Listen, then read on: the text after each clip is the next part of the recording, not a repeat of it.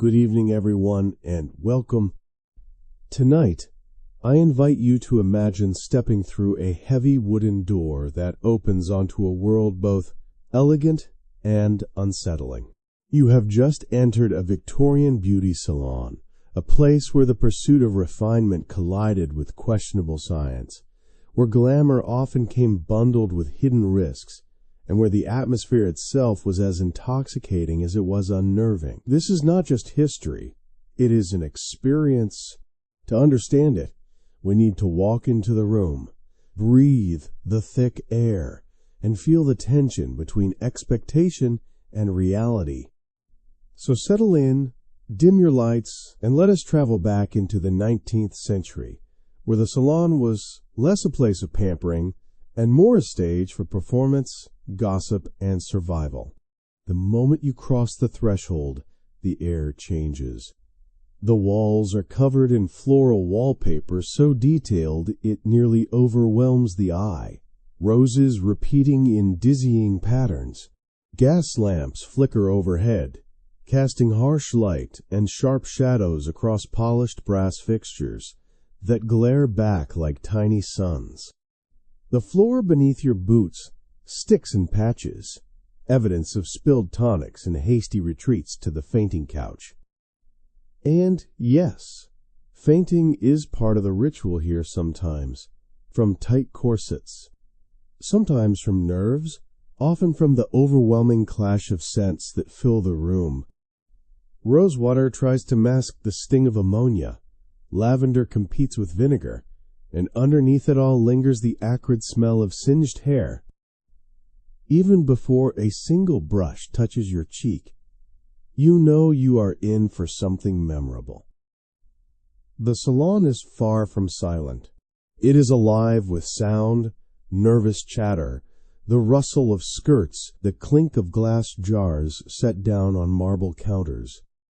Brushes with worn bristles scrape against porcelain bowls. Scissors crunch rather than snip, and assistants whisper instructions as if performing a complicated dance. Every now and then, a squeal cuts through the room, someone startled by the heat of an iron or the sting of a tonic. Beneath these noises runs a constant undercurrent of gossip. Salons are not only about beauty, they are arenas of conversation, where women murmur coded phrases about social scandals, whispered secrets, or who fainted last week during an eyebrow shaping. The gossip wraps itself around the clatter of tools, creating an almost theatrical backdrop. Picture yourself arriving for your appointment. Your cloak and bonnet are taken, and you are guided toward a chair that resembles a throne of anticipation rather than a seat of comfort. Around you, other clients fidget, smooth their skirts, or fan themselves nervously. Each glances warily at the mysterious jars and bubbling contraptions scattered across tables. The decor itself amplifies the drama. Massive ferns loom in corners, doilies cover every cushion, and embroidered cloths drape over tables, sagging under pamphlets that promise eternal youth. The room feels less like a sanctuary and more like a spectacle, as though every detail is designed to remind you of what is at stake. And then there is the fainting couch. In Victorian salons, swooning is expected, whether it is caused by a corset pulled too tightly, a noxious perfume, or the shock of a heated iron near the scalp. Women collapse often enough that fainting couches and smelling salts are standard equipment. They are not signs of failure, but of endurance.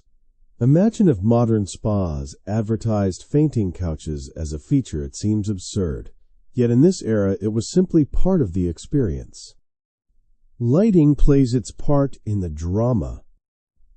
Gas lamps burn brightly, but unevenly, leaving deep shadows in corners. This contrast makes ordinary tools appear menacing. A razor gleams like a weapon. A jar of powder glows eerily under the lamps, looking more medicinal than cosmetic. For new clients, Stepping into this glow feels like walking onto a stage where the outcome is uncertain.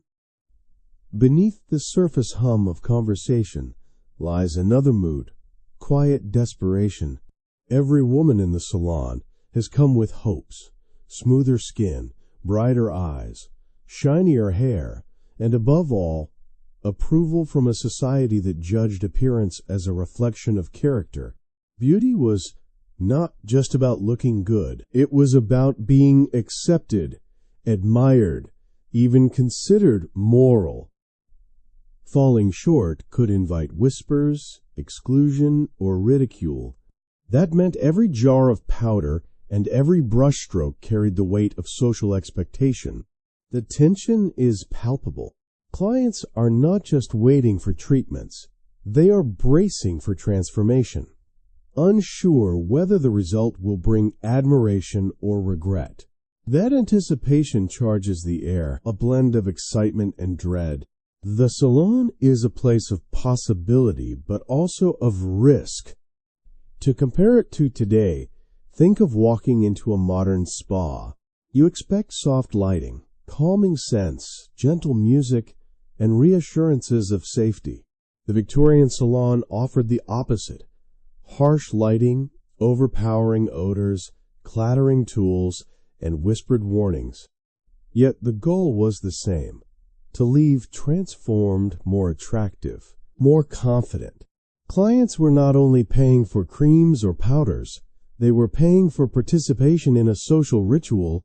The salon was as much about being seen and talked about as it was about treatments. So as you settle deeper into your seat, breathing carefully through the haze of rose water and ammonia, you begin to realize that this is no ordinary beauty appointment. It is a performance, a trial, and a gamble. Victorian salons were immersive worlds where appearance was currency, gossip was background music, and fainting was just another part of the routine. And now, with your name soon to be called, you can only hope that what awaits will elevate you in society's eyes, rather than leave you regretting the visit. As you sit waiting for your turn, the weight of expectation presses down on you, almost as firmly as your corset. This is not just about a new hairstyle or a fresh complexion. In Victorian society, beauty is a declaration of who you are, or at least who you hope to be seen as. Every powder, every lotion, every tiny adjustment to your appearance carries a meaning that extends far beyond the mirror. The most obvious marker of beauty, and perhaps the most prized, is the complexion. Pale skin is not simply fashionable, it is a statement. To be pale is to prove that you do not toil under the sun, that you are free from manual labor, and that you belong to a class above the ordinary. The whiter and smoother your face, the stronger the signal of refinement. Society equates pallor with virtue, and so women chase after it relentlessly, even when the path is paved with dangerous substances. Ironically, what Victorians called natural beauty was anything but natural. The natural look required careful manipulation powders, washes, creams, and endless small adjustments. The face might appear untouched, but in reality it had been dusted, scrubbed, and carefully maintained with a hidden arsenal of treatments. In contrast, the painted look was bold and visible. Thick layers of white lead powder, heavy rouge, stark black liner for the eyes. It was striking, but it carried a stigma. Too much color, too much paint, and whispers followed. A painted lady was a phrase that suggested more than just cosmetics. It suggested impropriety. Still, many women walked that line, seeking just enough vibrancy to look radiant without tipping into scandal. Imagine the anxiety: apply too little and risk looking dull. Apply too much and risk being judged. It was a balancing act, as delicate as any trapeze performance, carried out daily, in front of the unforgiving eyes of society. Hair, too, was a battleground of ideals. Long, lustrous locks symbolized health and femininity. But maintaining them was no simple task. Salons offered an array of treatments: vinegar rinses for shine, eggs mixed into shampoo for body, even ammonia washes to clarify the scalp. Some women swore by herbal infusions, while others relied on heavy oils and pomades that left the hair glossy but also dangerously flammable near the open flame of a gas lamp. And then there was the singeing iron, heated directly in fire, used to curl or tame unruly strands. The sight of smoke rising from one's own head was considered perfectly ordinary, even reassuring proof that the treatment was working. Eyebrows and lashes received their own special attention. The ideal brow was neat, refined, and expressive. Unfortunately, methods of achieving this ideal were anything but gentle. Brows were plucked with sharp tweezers, shaved away entirely, or penciled in with lamp black, a soot-like substance scraped from oil lamps. For the daring or the desperate, some even used strips of mouse fur, carefully glued into place to imitate fuller brows. It sounds absurd to modern ears, yet in that age it was considered innovation. As for eyelashes, they were lengthened and darkened with concoctions of wax, soot, and sometimes more alarming chemicals. Belladonna drops were occasionally used in the eyes to create a watery, luminous effect, widening the pupils in a way that was considered alluring. The risk, irritation, blurred vision, and sometimes even permanent damage. Yet fashion demanded sacrifice, and many complied. Even the simple act of smiling came under scrutiny. Teeth were polished with powders made from brick dust, cuttlefish bone, or even crushed charcoal. While these methods could produce a temporary gleam, they often damaged enamel beyond repair. But appearance mattered more than comfort. A radiant smile could open doors socially, and so people endured the discomfort for the promise of brighter teeth. Perfume added yet another layer to the ritual. Subtle scents were rare. Victorian perfumes were bold, intense, and often overwhelming, designed to mask not only body odors but the entire sensory assault of the salon. Some carried floral notes so strong they made eyes water. Others relied on animal-based ingredients such as civet or musk, creating aromas that signaled wealth and sensuality.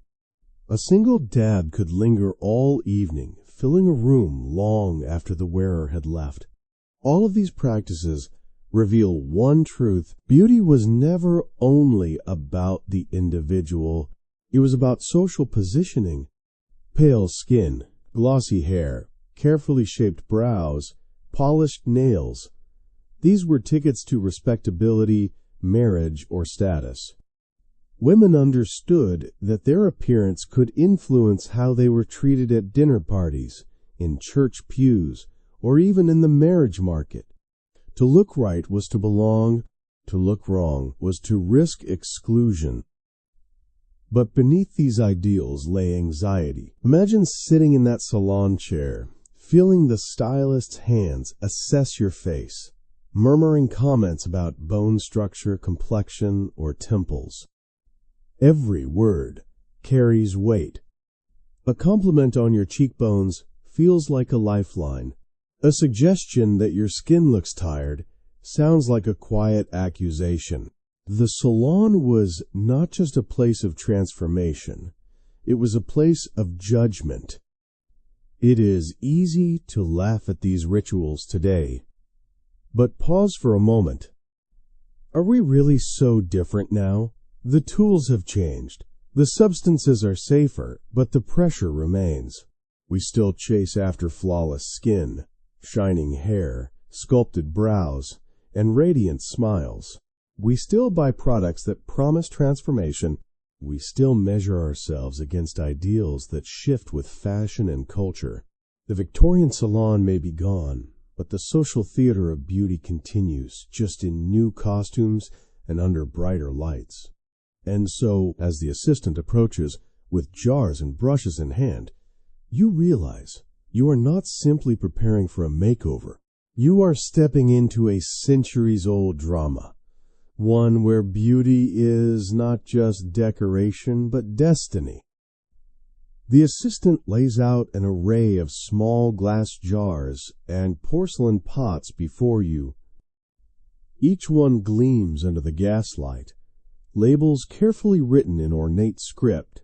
They promise brilliance, clarity, radiance, and youthful glow. Yet behind those alluring promises hide ingredients that could just as easily ruin health as improve appearance. In a Victorian salon, beauty and danger walked hand in hand, and every treatment was a gamble. Take arsenic, for example. To modern ears, the word alone sounds like a warning. But in the 19th century, arsenic was marketed as a friend to the complexion. Women purchased arsenic complexion wafers that claimed to purify the skin, erase freckles, and grant a luminous pallor. Small, sweet-tasting, and packaged like a confection, these wafers were swallowed without hesitation. Doctors, or at least those claiming authority, reassured the public of their safety. Yet, over time, users developed strange symptoms: fatigue, stomach pains, and brittle hair. Some wasted away slowly, mistaking the creeping effects of poisoning for signs of delicate health. Then there was lead, perhaps the most infamous of all beauty ingredients. Lead carbonate, ground into a fine white powder, was the backbone of many Victorian cosmetics. Women dusted it on their faces to cover imperfections and create the ghostly pallor that fashion demanded. Applied daily, it seeped into the skin, damaging nerves, weakening muscles, and dulling the mind. But the damage was subtle, gradual, and so long as the mirror showed smoothness, the danger was tolerated. Lead was not just in powders, but also in rouges and creams, silently transforming beauty into fragility. Mercury held its own place in the cosmetic world. Ointments promising to fade freckles or smooth the skin often contained mercuric chloride. These creams might lighten the complexion, but they also attacked the nervous system. Some stylists even suggested mercury-based ointments for the lashes and brows to encourage hair growth. Imagine the risk: applying a substance capable of poisoning the body directly near the eyes, all in the name of beauty. For many women, the threat of looking unfashionable seemed more terrifying than the invisible danger seeping into their bodies. Other treatments were equally unsettling. Ammonia, a harsh cleaning agent, was used in hair rinses and face washes, believed to cleanse impurities. Vinegar was touted as a shine booster for hair, though its acidity left scalps irritated. Belladonna drops, derived from deadly nightshade, were placed in the eyes to dilate the pupils, creating the wide, luminous look that poets described as enchanting. But prolonged use blurred vision, strained the eyes, and sometimes left lasting damage. Even the humble powders and rouge could conceal hidden threats. Some contained carmine, derived from crushed insects.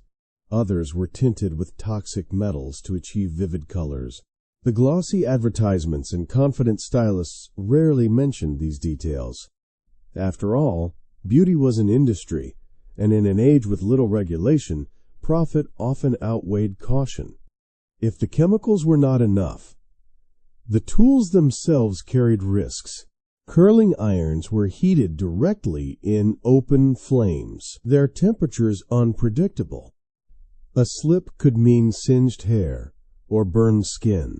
Tweezers and razors, often dull with overuse, caused cuts that risked infection in a time before antibiotics. Even the jars of creams and pastes, left open to the air, could grow contaminated. Yet all of these were treated as minor inconveniences in the larger pursuit of transformation. For many clients, the danger was part of the ritual. There was a certain thrill in surrendering to the stylist's hands, trusting in the promises of pamphlets and gossip. Each sting of a tonic, each whiff of ammonia, was reinterpreted as proof of effectiveness. If it burns, it must be working, the mantra went. The smell of smoke rising from hair pressed to a hot iron was considered reassuring rather than alarming. In this way, the line between treatment and torture blurred, disguised by the language of fashion. It is important to remember, too, that women were not ignorant of these risks. Whispers circulated about arsenic's dangers, about lead poisoning, about blindness from belladonna. Newspapers occasionally printed warnings, but the pull of social pressure was strong. In a society where appearance could dictate marriage prospects, job opportunities, and social standing, the risk often seemed worth it. What was a little discomfort, or even long-term harm, when set against the possibility of beauty and belonging? One of the most notorious figures in this world was Madame Rachel, a London cosmetician who promised her clients youth and beauty forever. She specialized in a process called enameling, which involved stripping away layers of skin with alkaline washes before applying heavy pastes laced with lead and arsenic. The results were dramatic, a porcelain-like finish that dazzled in candlelight. But the cost, both financial and physical, was immense. Many of our clients suffered lasting damage, though they kept coming back, addicted to the illusion of transformation. The hidden risks extended beyond physical health. There was also the emotional toll. Each visit reinforced the idea that natural beauty was never enough, that improvement was always possible and necessary. Clients left with lighter complexions but heavier anxieties, clutching jars of powder and bottles of tonics along with whispered instructions. Reapply hourly. Avoid sunlight. Never allow laughter to crack the mask. Beauty became not a joy, but a discipline, a set of rigid rules enforced with powders and poisons. Standing back from this scene, you begin to see the salon for what it truly was, not just a place of beautification, but a laboratory of human hope and fear. Each jar was both promise and threat, each treatment both ritual and risk. The Victorians may not have had Instagram filters or Botox injections, but their quest for perfection was no less intense, and in many ways, far more perilous. As you watch a stylist prepare another jar of cream, the sharp scent of ammonia drifting across the room, you realize something unsettling. The pursuit of beauty here is not simply cosmetic. It is spiritual, social, almost sacrificial. Women risk their comfort, their health, and sometimes their very lives to meet a standard that was designed to remain just out of reach. And so, while the jars glisten invitingly under the lamps, their contents tell another story, a story of dangerous ingredients and hidden costs, of beauty pursued at any price, and of the quiet courage of those who endured it. As the jars of powders and bottles of mysterious tonics line the shelves around you, it becomes clear that these were not simply anonymous concoctions. They carried names, reputations, and sometimes scandals, and behind them were real stories. Women who believed in their promises, entrepreneurs who sold illusions, and doctors who occasionally warned but more often looked away. To understand Victorian beauty culture fully, we need to step into these stories, because history is not only about ingredients, it is about the people who used them, sold them, and suffered from them. One of the most famous tales belongs to Madame Rachel, a notorious cosmetician of 19th century London. Her salon promised transformation so complete it bordered on sorcery. She marketed a process called enameling, which stripped away layers of skin with harsh alkaline washes before applying thick pastes laced with lead and arsenic. The result was a face that gleamed like porcelain under candlelight. Women flocked to her, eager to be reborn as beauties, their skin shining with a false, fragile glow. Yet the consequences were devastating. Skin that peeled, complexions that grew mottled, and in some cases, permanent disfigurement. Still, clients returned, unwilling to let go of the illusion. Madame Rachel's reputation grew as both miracle worker and villain, a woman who thrived on the insecurities of her clientele. Her name became shorthand for the extremes of Victorian vanity, proof that beauty could be both intoxicating and destructive. But not all dangers came from charlatans. Some products were sold openly in pharmacies, and even recommended in newspapers. Consider the arsenic complexion wafers, advertised as harmless candies that would purify the skin and erase freckles. These wafers were packaged in pretty boxes and sold as though they were little luxuries. Women ate them daily, smiling as they swallowed poison disguised as sweetness. Slowly, they began to suffer fatigue, stomach cramps, and thinning hair. Some believed these symptoms were simply the price of beauty. Others thought them signs of delicacy and refinement. Few recognized them for what they were, the creeping march of arsenic poisoning. The obsession with eyes tells another story. Belladonna drops, derived from deadly nightshade, were used to dilate the pupils, creating a wide-eyed, luminous gaze. Poets and artists praised this look as enchanting, mysterious, even angelic. But the cost was heavy. Repeated use blurred vision, strained the eyes, and sometimes caused permanent damage. Imagine a woman attending a ball. Her pupils artificially widened, her gaze praised for its depth, while behind the sparkle she struggled to focus, her sight slowly eroding in the name of beauty. Eyebrows and lashes were no less fraught with peril. Advice columns suggested rubbing mercury-based ointments into the brows to stimulate growth. The idea was simple. Fuller brows framed the face, giving it strength and elegance. The practice, however, introduced poison directly to the skin. Meanwhile, mascaras were often made of soot, mixed with oils or waxes, substances that easily smudged, flaked, or irritated the eyes.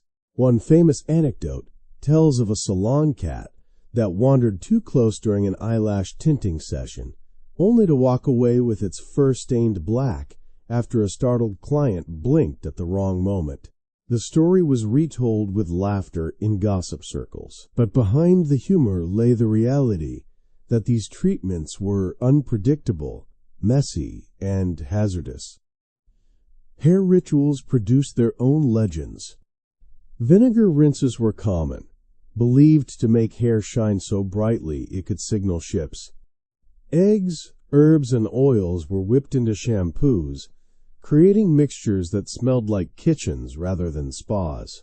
One woman reportedly swore by a rinse made of onions, claiming it gave her hair unmatched strength.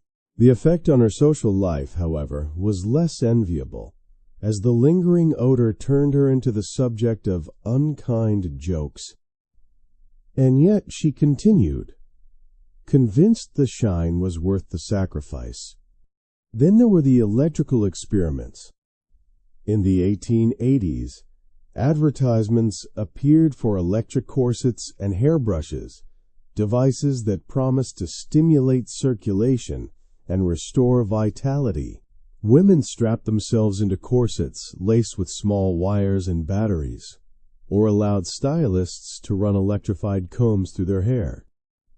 The sensation was startling, a buzzing shock that was interpreted as progress.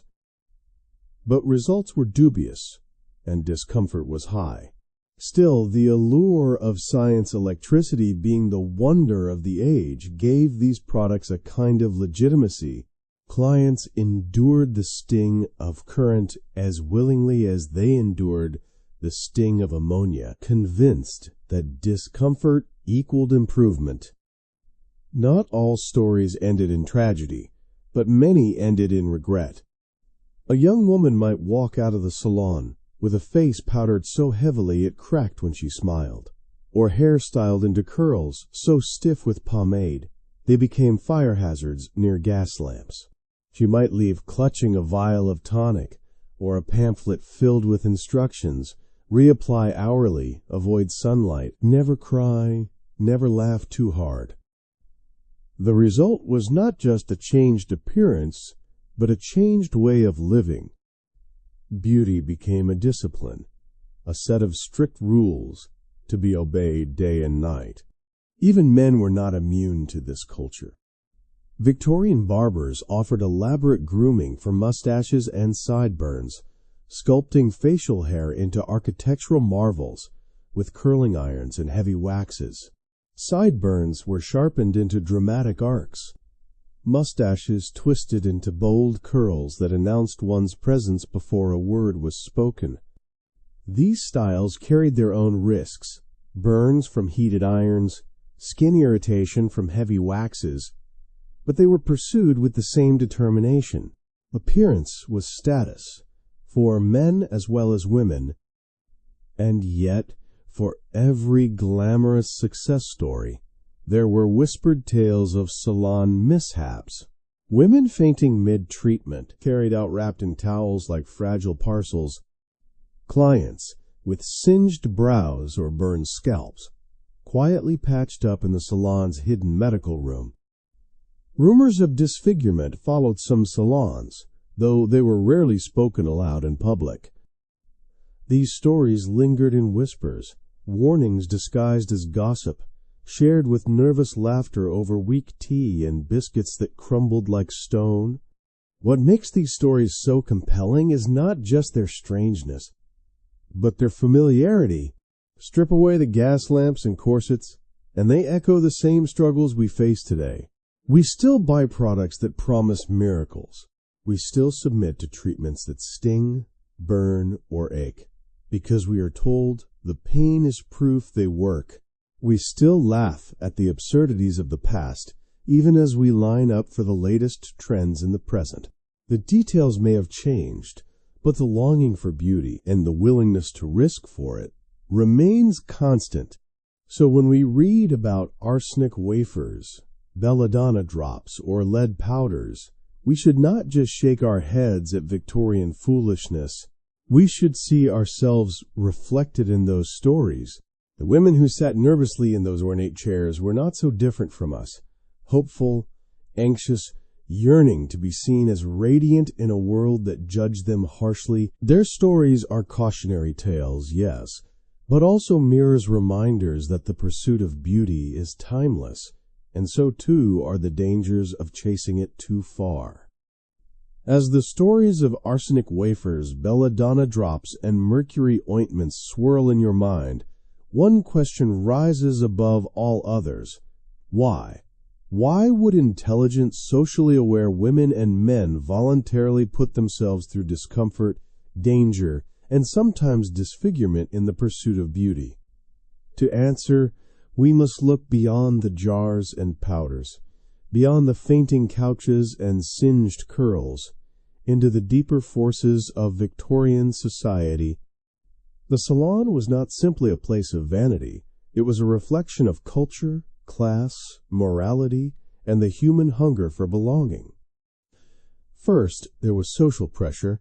Appearance in the Victorian age was far more than a personal choice. It was currency. A woman's complexion could influence her marriage prospects, her reputation, even her perceived morality. Pale, smooth skin whispered of refinement and gentility. Blemishes suggested carelessness, immorality, or worse, poverty. A poorly maintained face or unkempt hair was not merely unattractive, it was read as a flaw of character. This belief gave cosmetics and treatments immense power. To risk one's health for beauty was, in many cases, to secure one's place in society. The pressure was magnified by class distinction. In an age defined by visible social hierarchies, beauty acted as a signal of status. Pale, delicate skin marked the upper classes who did not labor outdoors. Glossy hair and refined features suggested access to resources and leisure. To appear naturally beautiful was to broadcast one's superiority without speaking a word. For working-class women trying to climb the social ladder, beauty treatments offered a chance, however small, of imitating the elite. A jar of powder could serve as an entry ticket into higher circles, even if it carried poison hidden within. Then there was the lack of scientific understanding and regulation.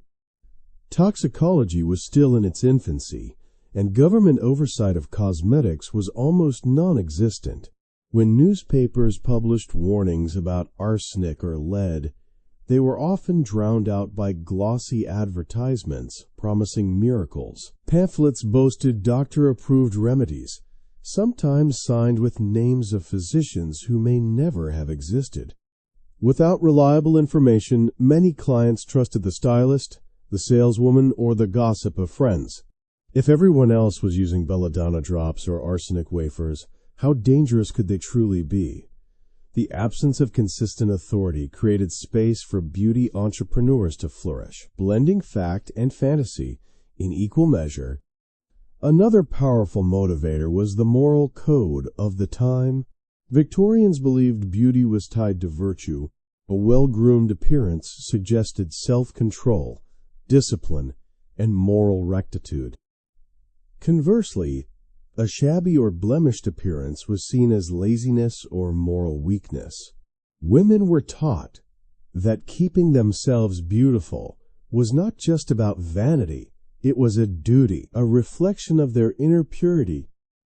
When beauty became moralized, it became non-negotiable.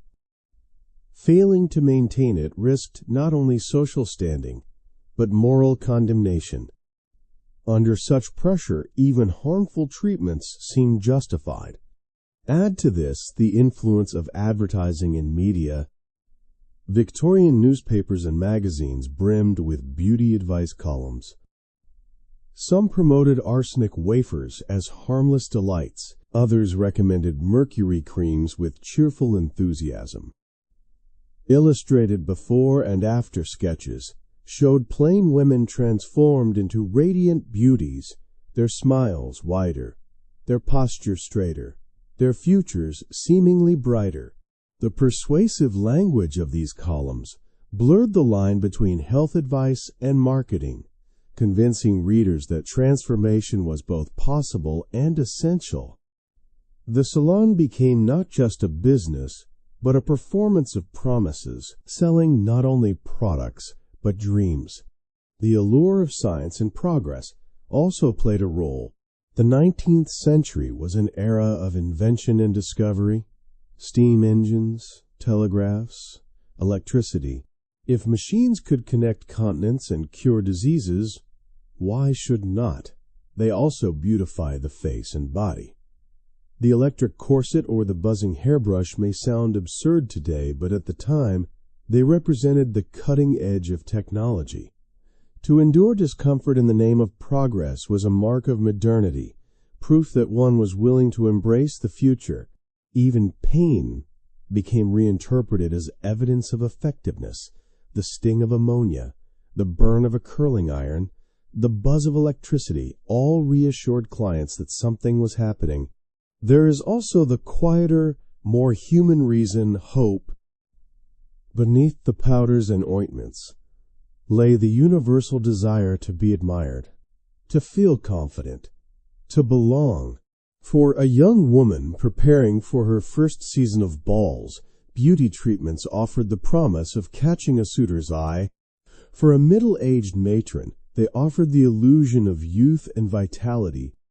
For working-class women, they offered a taste, however fleeting, of refinement. Even when results fell short, the hope was intoxicating.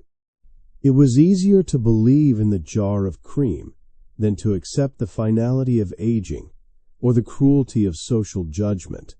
When we think about it this way, the risks seem less baffling. The women who sat beneath those gas lamps were not foolish or vain. They were navigating a world that demanded perfection and offered perilous tools to achieve it. Their choices reflected resilience, ambition, and a willingness to sacrifice for survival in a society that gave them few other paths to power. And perhaps, before we judge too harshly, we should glance at our own era. Do we not, too, embrace discomfort for beauty, chemical peels that sting, injections that bruise, diets that weaken, treatments that cost a fortune yet promise miracles? Our products may be safer, our science more advanced, but the same forces still whisper in our ears. You must look this way to belong. You must endure this pain to be admired. You must trust this jar, this treatment, this trend. The Victorians are not so distant from us, after all.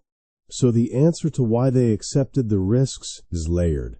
Social currency, class distinction, moral obligation, persuasive advertising, fascination with science, and, above all, hope. Each reason alone might not explain it, but together they created a powerful current that carried thousands of clients into salons filled with fumes, powders, and whispered promises. They endured the burns, the fainting, the hidden poisons, not because they were reckless, but because they were human, seeking love, status, and self-worth in the only way their world allowed. And as you sit back in that Victorian chair, surrounded by floral wallpaper and the clink of jars, you realize something profound. The salon was not merely a place of vanity. It was a crucible where social expectations, scientific ignorance, and personal desire melted together. It was a stage where beauty was performed, risks were normalized, and every woman played her part. To question the ritual meant to step outside society's favor. To accept it meant to gamble with one's health. Faced with that choice, most chose the gamble. In the end, the true danger of Victorian beauty salons was not just the arsenic, the lead, or the mercury. It was the belief that without these things, one could not be worthy. That belief, more than any powder or potion, was the most potent and the most poisonous ingredient of all. As the haze of rosewater and ammonia lingers in our imagined Victorian salon, it is tempting to smile and dismiss it all as the strange eccentricities of another age. Surely we, with our modern science, sleek packaging, and carefully regulated products, have nothing in common with those women who risked their health for pallor, shine, or porcelain skin. But pause for a moment.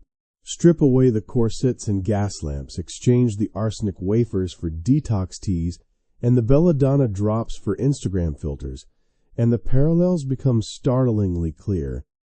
Consider first the enduring obsession with complexion. For Victorians, pale skin signaled refinement, freedom from labor, and social status. Today the ideal varies. Some cultures prize paleness, others tan skin, but the underlying logic remains.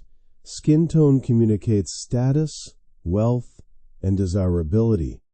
In some regions, skin lightening creams still sell by the millions, many containing harsh chemicals not unlike their Victorian predecessors. In others, tanning salons and sprays promise golden skin at the risk of burns or premature aging. The packaging has changed, but the message is the same. Your skin must tell the right story if you want to belong. Think, too, of modern beauty treatments that flirt with danger. Chemical peels, Botox injections, fillers, and laser treatments are now common. They are far safer than arsenic creams, yes, but they still involve discomfort, cost, and risk. How different is the Victorian woman holding her breath under a steaming towel infused with vinegar from the modern client, lying under a laser beam, eyes shielded, skin stinging, all for the promise of clarity and smoothness. Both experiences rely on trust in the stylist, in the science, in the hope that pain equals progress. Even the language of marketing echoes across time. Victorian pamphlets promised eternal youth, miracle transformations, and instant cures. Today we read words like age-defying, miracle serum, or detoxifying, equally vague, equally seductive. Social media influencers act as the modern beauty columnists, demonstrating products with dazzling lighting and carefully edited videos. The old pamphlets showed before and after sketches. Today we have filters and Photoshop. The tools may differ, but the persuasive strategies remain hauntingly familiar. The social aspect of beauty culture also endures. In Victorian salons, women gathered not just for treatments, but for gossip, companionship, and a sense of belonging. Today, the salon experience still thrives as a social ritual. Conversations with stylists, laughter among friends during a spa day, or the collective culture of sharing beauty routines online. TikTok tutorials, Instagram Reels, and YouTube Get Ready With Me videos have become the new gossip corner, where trends spread like whispers across a crowded salon. The community dimension beauty, as shared performance, has never disappeared. And what of the moral undertone? Victorians equated beauty with virtue. Pale, controlled, natural features signaled moral purity. In our time, beauty still carries moral weight, though in subtler ways. A person who looks put together is assumed to be disciplined, reliable, professional. Someone who neglects grooming may be judged as careless or irresponsible. These judgments seep into workplaces, relationships, and social interactions, just as they did in Victorian parlors. We may not say that makeup equals morality, but the bias lingers. We trust, hire, or admire those who fit the ideal. The male experience offers another bridge between centuries. Victorian barbers sculpted mustaches and sideburns into grand designs using heated irons and sticky waxes. Today, men still invest in grooming, beard oils, precision trimmers, sculpted, fades, and colognes. The packaging and culture may be more modern, but the impulse to announce identity and status through hair remains unchanged. Facial hair, then and now, is not just style, but statement. Let us also remember the ritual of endurance. In the 19th century, fainting couches were not accidents, but expected furniture, because the pursuit of beauty was understood to involve discomfort. In our own time, we accept pain as part of the ritual too. We tolerate the sting of waxing, the soreness after injections, the ache of high heels, the hunger of restrictive diets. The mantra has not shifted. Beauty is pain. The salon assistant pressing hot irons into Victorian curls and the modern esthetician injecting Botox both reassure clients with the same words it means it is working.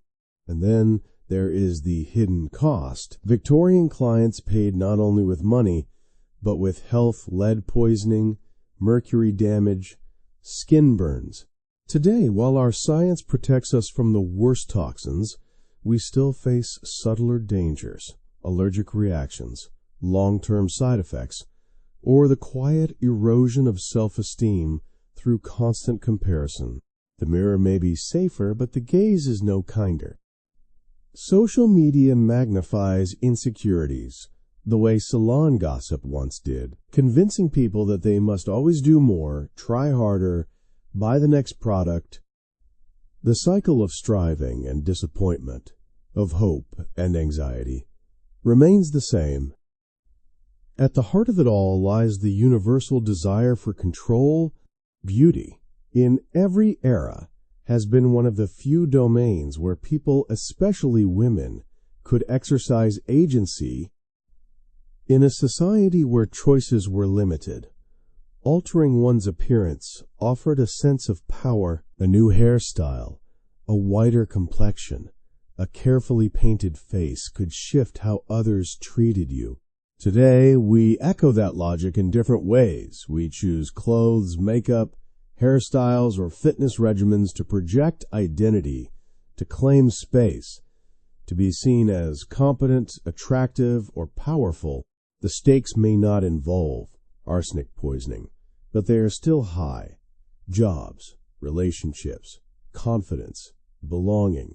So when we laugh at arsenic wafers or mouse for eyebrows, we must recognize the mirror they hold up. We, too, chase ideals that may look absurd a century from now.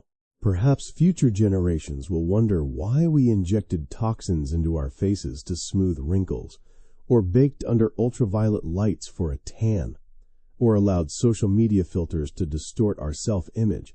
What seems normal now may seem foolish later, just as Victorian practices appear to us. And yet, there is another lesson here: the resilience of human creativity. The women who sat in those ornate chairs were not just victims of beauty culture, they were participants, innovators, experimenters. They made do with what was available, from kitchen herbs to electric corsets. Their choices may seem reckless, but they were also resourceful, finding ways to shape identity in a world that constrained them. In this, they resemble us as well, adapting, improvising, and constantly reinventing the rituals of self-presentation. So as we step back from the gaslit salons and look into our modern mirrors, the connections become undeniable. The quest for beauty is timeless, its methods ever-changing, but its motives eternal. To be admired, to belong, to feel confident, these desires link us across centuries. The Victorian salon, with its poisons and powders, is not a relic of madness, but a chapter in a story we are still writing today. And perhaps the greatest difference is not in the treatments themselves, but in our awareness. We have the knowledge to ask questions, the science to test ingredients, and the voices to challenge harmful norms. Where Victorians often trusted blindly, we can choose critically. The challenge is whether we will. The door opens with a soft chime, and you step into the world of Madame Letitia's parlor, one of London's most talked about beauty salons in the year 1887. The city outside is gray and damp, the streets crowded with carriages and the clip-clop of horses. But inside, everything glows with an unsettling warmth. Gas lamps flicker on polished brass, casting sharp reflections across mirrors so large they threaten to swallow the room. You hand your cloak and bonnet to a waiting assistant, who glides forward with professional calm, skirts rustling against the polished parquet floor. She offers a silver goblet of barley water, tepid and faintly sour, assuring you it will settle the nerves. The air is heavy with perfume roses and lavender, battling with the sting of ammonia. Somewhere in the background, a faint hiss signals a curling iron being heated in open flame. Already your heart beats faster. Madame Letitia herself approaches, dressed in black silk, adorned with jet beads that catch the gaslight like dark stars. Her gaze is sharp, appraising, as though your face is not your own but a canvas waiting to be reshaped. She takes your chin between her fingers, tilting it toward the light. Ah, she murmurs, fine bone structure, though a touch of fatigue about the eyes. Nothing we cannot improve. It is not a suggestion, but a verdict. You are guided toward a chair, high-backed and stiff, more throne than seat. The assistant ties a towel around your neck with military precision. On the marble table beside you lie porcelain bowls filled with creams of varying colors, chalky white, glistening gray, oily green. Jars of powders stand in rows, their labels boasting names like Pearl of Youth and Eternal Lily Complexion. A thin mist of rosewater drifts through the room, failing to mask the sharper scent of vinegar. The first treatment begins with a scalp wash.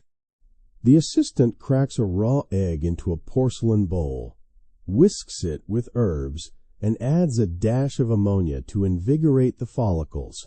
The mixture is cool and slimy as it runs across your scalp, dripping into your ears. The smell is part breakfast, part chemical warfare. Your stylist massages vigorously, kneading as though she intends to drive stress out through the top of your head.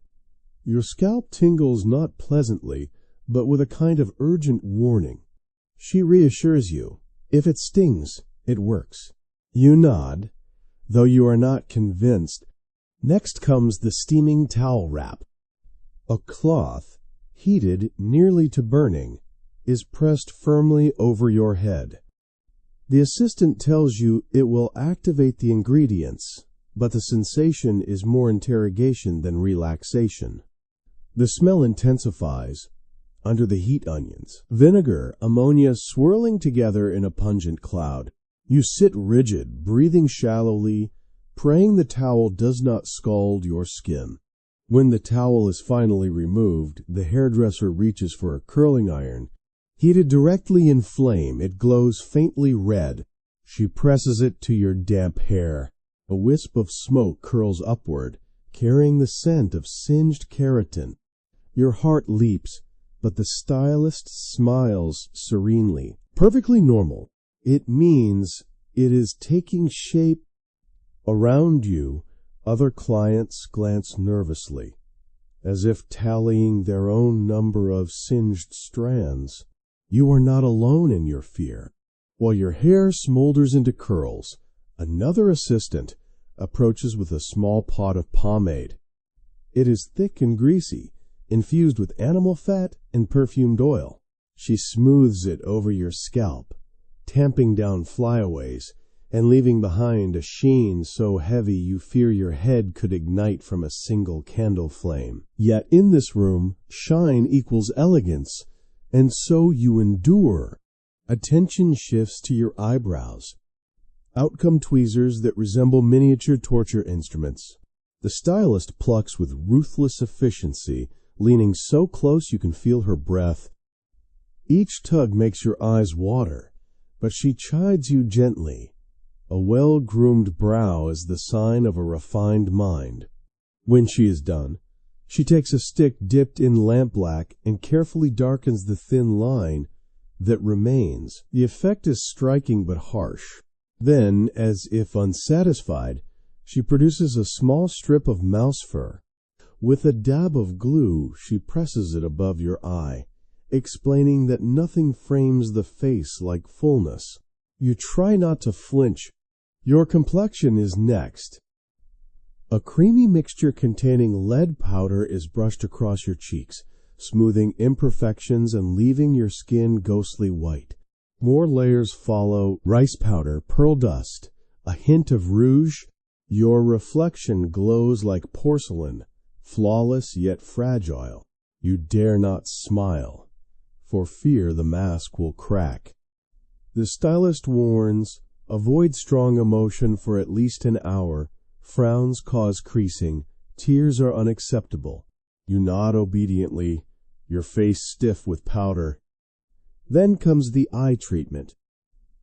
A drop of belladonna is placed in each eye, making your pupils widen unnaturally. The world swims slightly, lights shimmer, and your stylist beams. Marvelous, she declares. Such luminous gaze. Your head aches, but no one asks whether you can still see clearly. Beauty here is worth the blur. At last, your teeth and nails are addressed. A powder of crushed cuttlefish bone is rubbed onto your teeth with a coarse cloth. The taste is salty, bitter, and faintly fishy. Your enamel feels rough, but the stylist insists it gleams. Meanwhile, your nails are buffed vigorously with a chamois cloth until they shine pink, the assistant delivering a lecture on the moral superiority of short, clean nails over the painted talons of French actresses. A finishing touch is perfume. A dab of civet, a pungent animal musk, is applied to your wrists. It is overwhelming, but you are told it signals luxury and sophistication. At this point, you are dizzy from the smells, your skin tight with powder, your hair stiff with grease, your eyes watering from belladonna. Yet, as the stylist steps back and smiles approvingly, the room seems to hold its breath. Other clients glance at you, evaluating, envying, judging. You are no longer merely yourself. You are a participant in the endless performance of beauty. Finally, Madame Laetitia herself returns. She inspects your face, nodding with satisfaction. Yes, she says, this will do. She presses a pamphlet into your gloved hand, instructing you to reapply powder hourly, avoid the sun, and never, under any circumstances, allow tears to fall. You are handed a small tin of rice powder and ushered toward the door.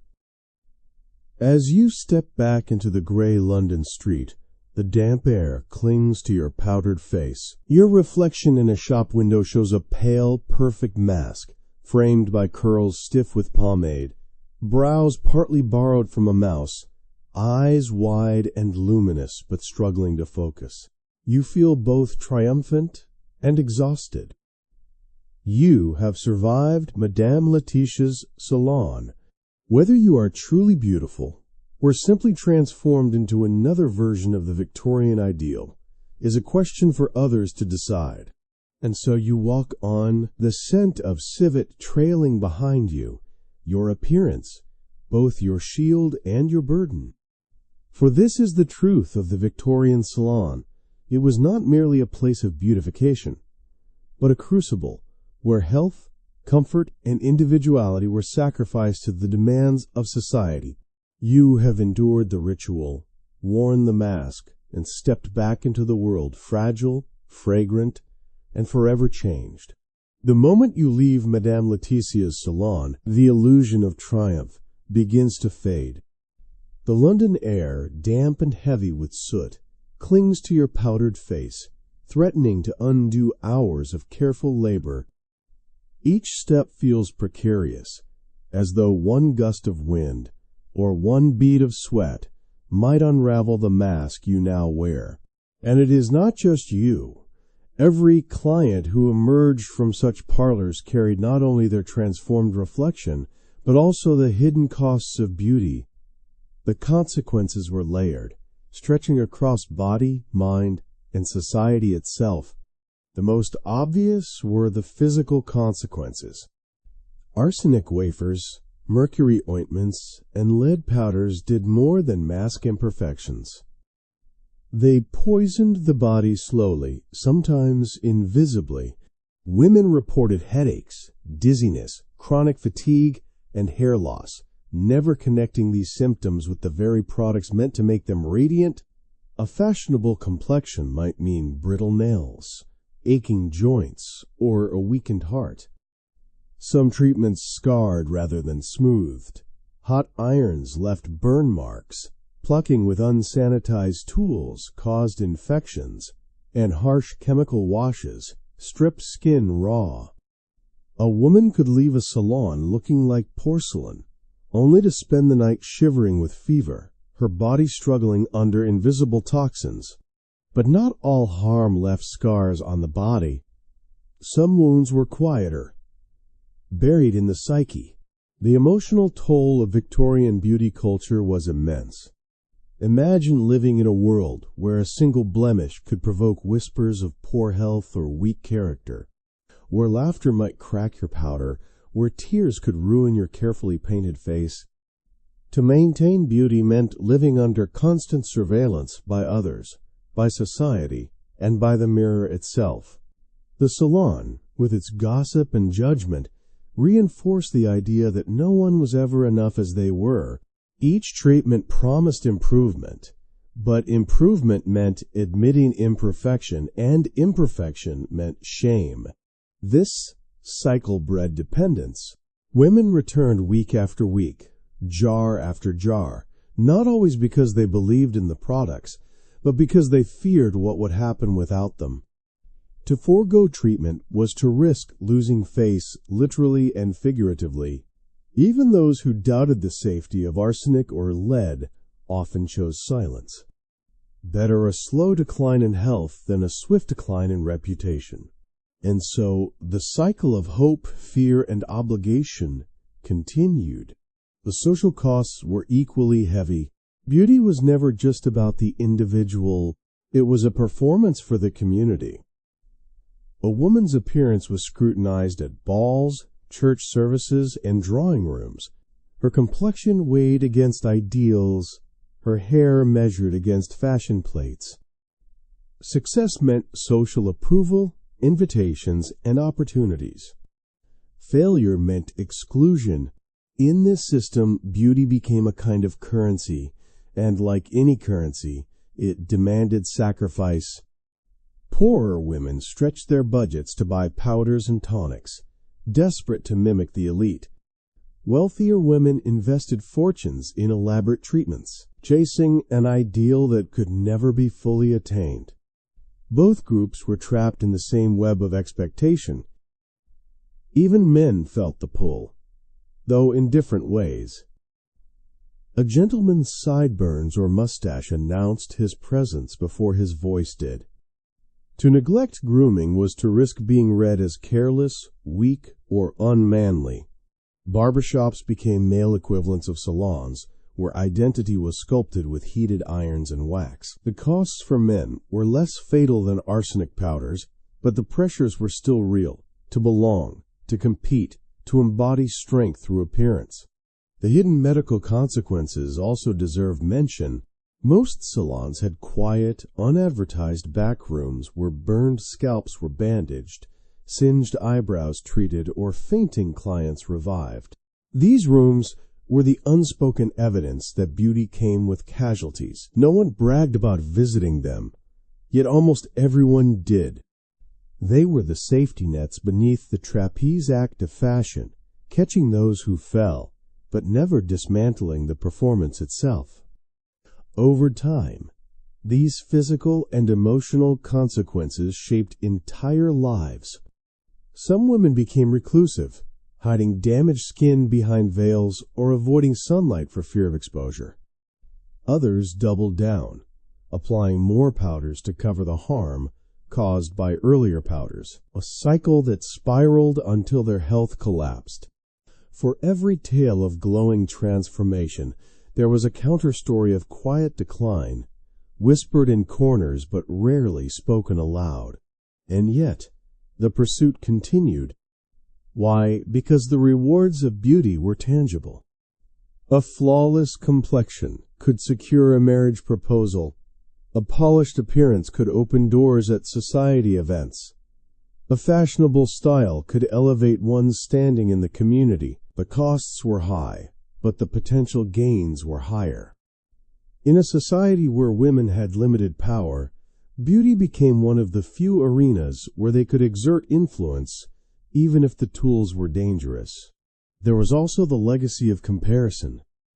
Salons were not just places of treatment, but theaters of envy. Sitting among other clients, each woman measured herself against her neighbor, who had smoother skin, who bore the latest fringe, who seemed most admired by the stylist.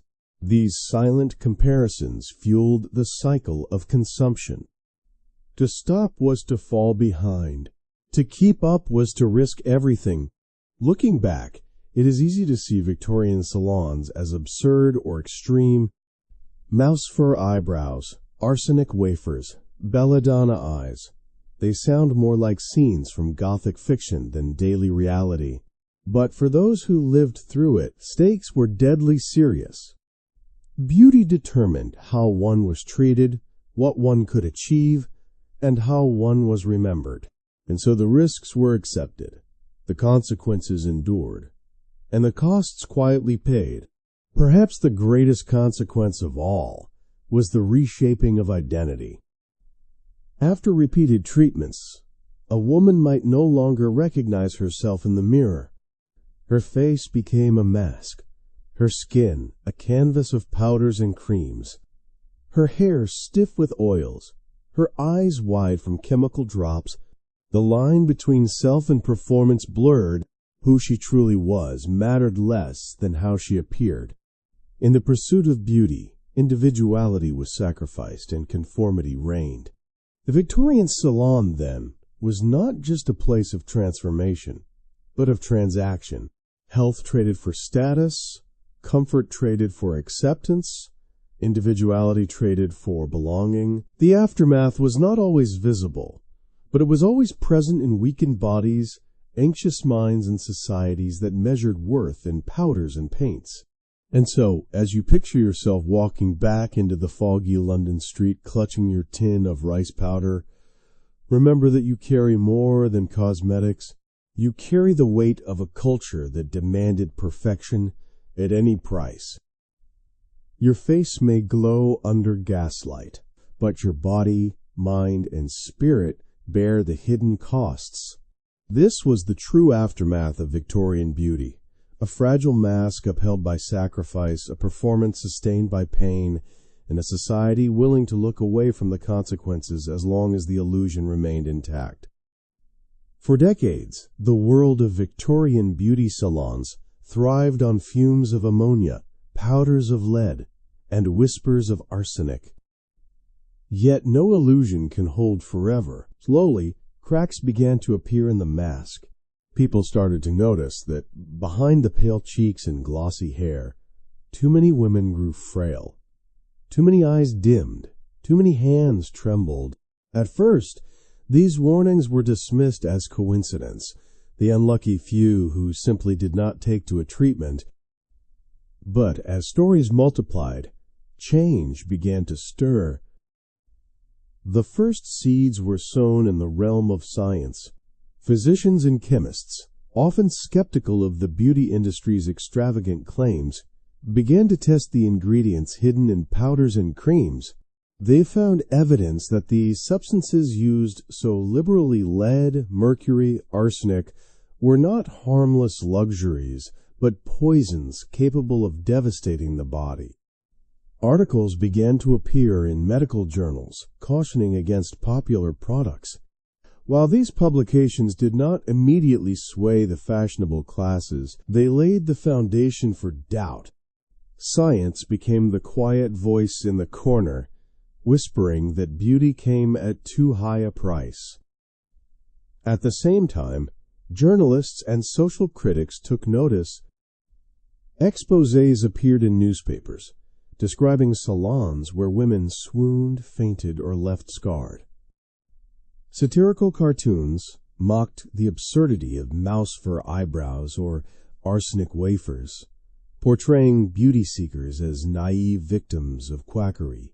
Some publications even ran morality tales, fictionalized stories of women who chased beauty into ruin, warning readers of the dangers of vanity. These accounts may have exaggerated, but they captured a growing unease. The public began to laugh at, rather than long for, the more extreme treatments. And ridicule, in its way, was the beginning of reform. Regulation followed slowly. By the late 19th and early 20th centuries, governments began to recognize that cosmetics, like medicines, required oversight. Laws were introduced to control the sale of arsenic and mercury, making it harder to buy these substances under the guise of beauty aids. While enforcement was uneven, the legal framework marked a shift. Beauty could no longer exist entirely in the shadows of commerce. It had to answer, at least in part, to the standards of public safety. Meanwhile, societal ideals of beauty began to evolve. The extreme pallor once prized in Victorian society gave way, slowly, to new fashions. As outdoor leisure activities grew in popularity among the upper classes, cycling, tennis, seaside holidays, tanned skin began to signal vitality and modernity rather than labor. Magazines of the early 20th century praised a healthy glow rather than a ghostly pallor. This shift did not erase pressures, but it diluted the demand for toxic powders and arsenical wafers. A tan could be cultivated through lifestyle rather than purchased in a jar of poison. The rise of the modern cosmetics industry also played a role. As companies like L'Oreal, Max Factor, and Helena Rubinstein emerged in the early 20th century, they invested in safer formulations and standardized production. They marketed their products not as secret remedies from mysterious stylists, but as modern scientific solutions for everyday women. Glass jars and handwritten labels gave way to branded packaging, colorful advertisements, and celebrity endorsements. Beauty was still commercial, but it became more transparent, more polished, and crucially more regulated. Another source of change was women themselves. As the suffrage movement gained momentum and women demanded greater agency in politics, work, and society, many began to question the rigid beauty standards imposed upon them. Some rejected cosmetics altogether, embracing natural appearances as symbols of independence and authenticity. Others embraced new products but demanded honesty and safety from the companies selling them. Beauty became not just a passive expectation, but a site of negotiation, where women asserted their right to choose, to question, and to demand better. Even within salons, innovation replaced tradition. Curling irons heated over open flames were replaced by safer, electrically controlled devices. Powders once laced with lead shifted toward talc and rice-based alternatives. Perfumes moved away from overpowering animal musks to subtler floral blends. The fainting couch, once an essential prop of the parlor, grew less common as treatments became less hazardous. The salon experience softened, gradually resembling the modern spa, a place of pampering rather than peril. Of course, change did not come overnight. Many harmful practices lingered well into the 20th century, and some resurfaced in new guises. But the tide had turned.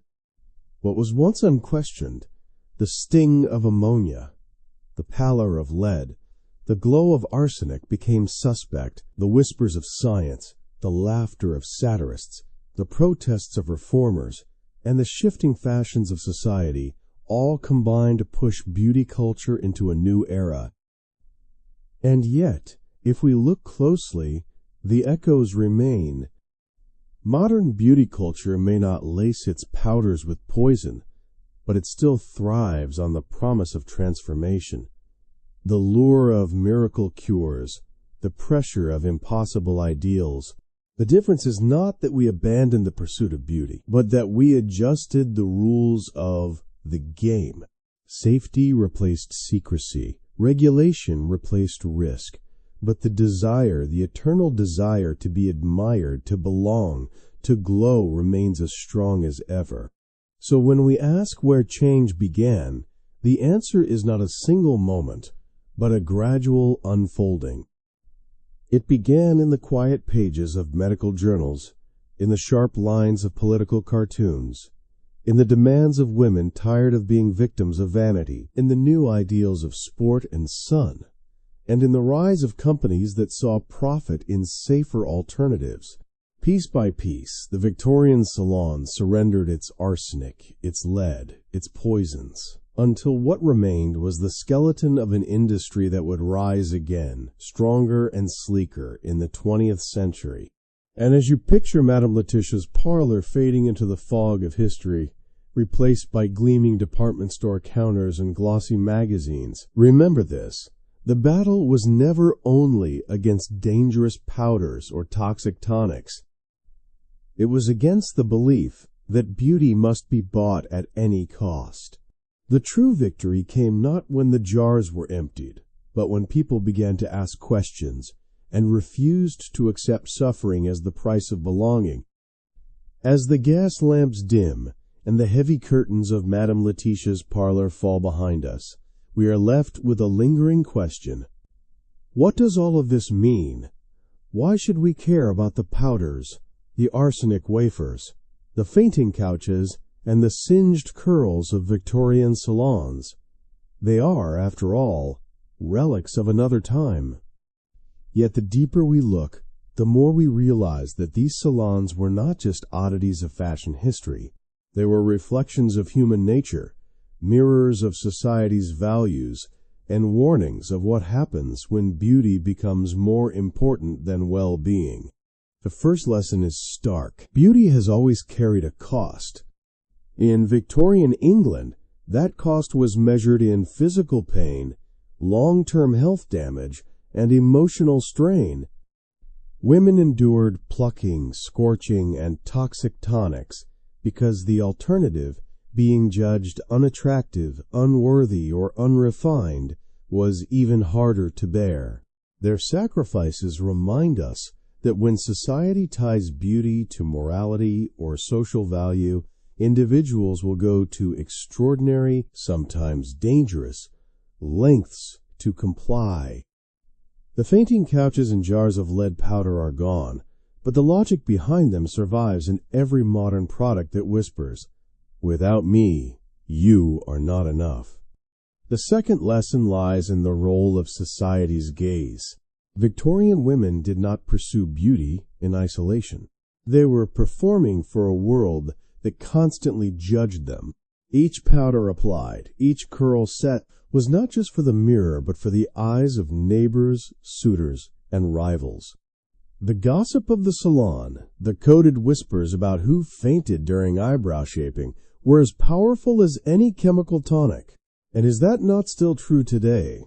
Social media, with its endless scroll of filtered faces and curated bodies, has become the new salon gossip, relentless, omnipresent, and just as unforgiving.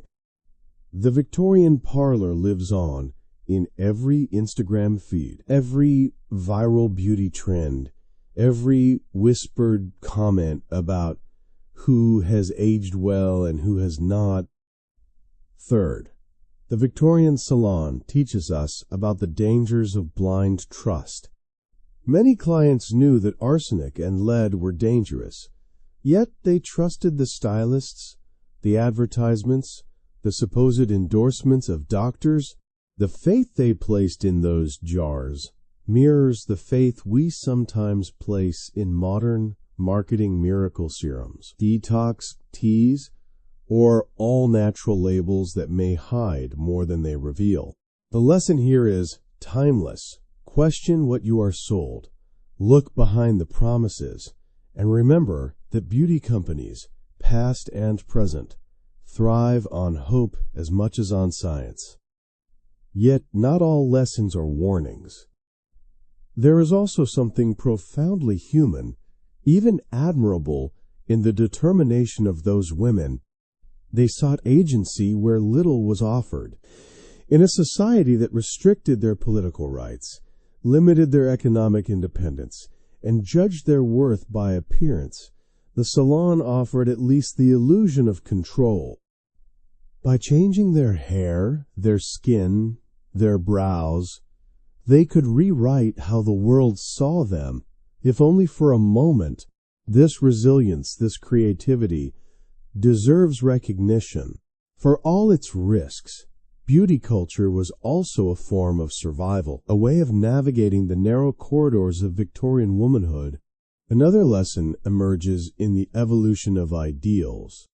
What Victorians saw as the pinnacle of beauty, a pallid complexion, stiff curls, mouse fur brows, looks absurd to us now. Our own ideals, plumped lips, sculpted cheekbones, gym-toned physiques, may one day appear just as strange to future generations. Beauty standards shift like sand, yet each generation clings to them as though they were eternal truths. The Victorian salon reminds us to hold our own ideals lightly, to recognize that what we call natural or perfect is always shaped by culture, fashion, and the values of the moment. And perhaps the most important lesson is this: health should never be sacrificed at the altar of beauty.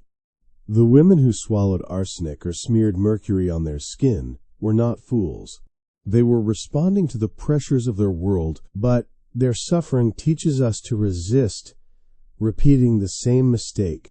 Every time we are tempted by a treatment that promises instant results at unknown risk, every time we feel unworthy without the latest trend, we should remember those women sitting stiffly under steaming towels, eyes stinging, corsets crushing, hoping that pain meant progress. Their history is a warning, carved into the very bones of beauty culture. So what remains when we strip away the powders and perfumes, the gossip and gaslight? What remains is the truth that beauty is never just about appearance. It is about belonging, power, identity, and hope. The Victorians show us the extremes of this truth, but we live it still. To understand their salons is to understand ourselves. Picture once more that client emerging from Madame Letitia's parlor, her skin pale as porcelain, her brows darkened with soot, her hair stiff with pomade, her eyes wide from belladonna. She walks into the fog of London, clutching her tin of powder, following rules whispered by her stylist: reapply hourly, avoid sunlight, never cry. She looks perfect, yet fragile, admired, yet anxious. Behind her, the salon door closes, hiding the fainting couches and the jars of poison. Ahead of her, society waits to judge. In that image lies the enduring meaning of Victorian beauty culture. It was not about vanity, nor about foolishness. It was about the impossible burden of expectation, the courage to endure, and the hope that beauty could open doors that society kept locked. The lesson for us is not to laugh at their mistakes, but to recognize the same pressures in our own lives and to choose differently when we can. So tonight, as we leave the salons of the 19th century behind, let us carry their lessons with us. Beauty can inspire, empower, and delight, but it should never come at the cost of our health, our confidence, or our sense of self.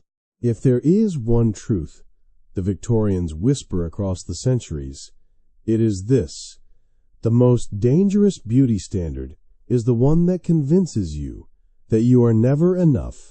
And with that, we close the door on Madame Letitia's parlor, the gaslight dimming, the scent of rosewater fading into the night. History's mask has cracked, revealing not just the absurd rituals of a bygone era, but the humanity that lay beneath them. And perhaps, just perhaps, in their struggles we can find the wisdom to treat ourselves with more kindness, and to see beauty not as a prison, but as a choice. And so, after wandering through the dimly lit halls of Victorian salons, breathing in the mingled fumes of rosewater and ammonia, and watching as powders and poisons transformed anxious faces into porcelain masks, we finally arrive at the end of our journey.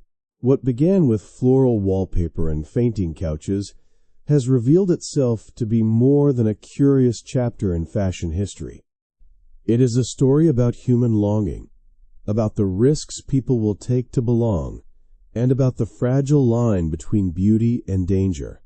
We have seen how arsenic wafers promised purity but delivered sickness, how belladonna drops widened eyes but narrowed vision, and how lead powders smoothed skin even as they quietly corroded health. We have listened to the hum of gossip, the clatter of jars, the hiss of curling irons in open flame. We have watched clients submit to singeing, plucking, steaming, and polishing, all for the hope of emerging just a little more admired, a little more secure in a society that demanded perfection. And we have recognized that while the details may have changed, the patterns remain with us still, because beauty has always been more than surface. In Victorian times, it was tied to morality, class, and status. Today, it is tied to professionalism, social media, and identity. Then, as now, it whispers the same message: you must strive, you must endure, you must never let the mask slip. And then, as now, that message carries weight not just in wallets, but in minds and bodies. Yet there is another thread woven through this story, one not of despair, but of resilience. Those women who braved arsenic creams and mouse fur brows were not foolish caricatures. They were navigating the narrow corridors their society gave them. They sought power where little was offered, crafting identity in the only way they could. Their courage, however misguided, mirrors our own when we step into modern salons, gyms, or online spaces, searching for belonging in a world that scrutinizes every angle of our reflection. What then do we take away from this strange, perfumed, dangerous world of Victorian beauty? We take away the reminder that beauty has always been a mirror of society's values. When pale skin meant privilege, women risked poison for it. When glossy hair signaled vitality, they endured singeing irons and greasy pomades. Today, when youth and smoothness dominate our ideals, we inject, peel, and filter. Beauty tells us less about biology than about culture, and cultures change. What seems essential now may seem absurd tomorrow. We also take away the truth that pain is not proof of progress. The Victorians believed that the sting of ammonia or the burn of an iron meant success. We repeat the same logic when we justify painful diets, extreme workouts, or invasive treatments. But history shows us the fallacy. Pain often leaves scars, not miracles. The real measure of beauty should be joy, health, and confidence, not suffering disguised as sacrifice. Most importantly, we take away a lesson in kindness to ourselves. The most dangerous beauty standard is the one that convinces you that you are never enough. The women of the 19th century carried that burden until it marked their faces and their health. We have the chance to learn from their struggles, to refuse the belief that worth is measured in powders, tonics, or likes on a screen, to step back from the mirror and see not flaws but stories, resilience, and humanity. So tonight, as we close the heavy doors of Madame Letitia's parlor, let the echoes of clinking jars and whispered gossip fade into silence. The gas lamps dim, the floral wallpaper dissolves into shadow, and the fainting couch rests empty. What remains is not the absurdity of mouse fur eyebrows or arsenic wafers, but the deeper truth they reveal, that beauty is a dance between hope and fear, between society's gaze and personal desire, between illusion and reality. And perhaps that is the most Victorian lesson of all, that beauty will always be pursued. But it is up to us to decide how and at what cost. Thank you for walking with me through this world of powders and poisons, of glamour and peril. If you have enjoyed this journey into the past, remember to take a moment to reflect on how much and how little has changed. Share your thoughts in the comments. What modern beauty trends do you think future generations will laugh at the way we laugh at arsenic wafers? Until next time, may you see beauty, not as a mask to hide behind, but as a light to carry within you. And as always, sleep well, dream curiously, and never stop questioning the stories that history whispers in the dark. Good night. Crescent Moon.